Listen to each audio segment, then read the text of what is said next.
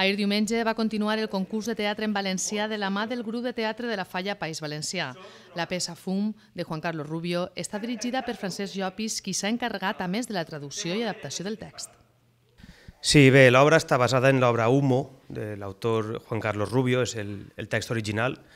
I bé, l'obra va un poc per a fer-nos reflexionar de les mentides i les veritats que al llarg de la vida afrontem les persones i de com les fem servir per a complir els nostres interessos. Un poc que la gent que ve a veure l'obra pense quantes mentides, quantes veritats tenen en la seva vida i tan quotidianes que realment no se n'adonen que estan vivint amb elles.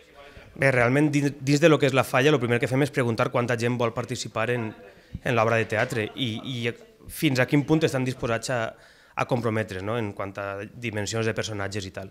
I en funció de lo que tenim intentem buscar una obra que s'adapte el màxim possible. En el cas d'esta obra, per exemple, l'hem tingut que adaptar precisament per a que foren 4 els personatges de les edats de la gent dels fallers que nosaltres contem, i un poc això és la dinàmica. A partir d'ahir, assajar, repetir, fins que arriba el dia. Normalment tots els fallers a més solen fer-ho i venim a veure a les altres falles, però un poc tindre una idea de què és el que estan fent i com van.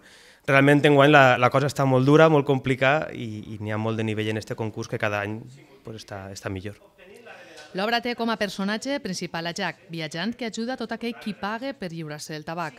La seva teràpia Rolling el porta a Miami, ciutat on es troba amb la seva exdona, i li confessa que ha tornat a fumar, però una vegada més les veritats i les mentides ixen de nou.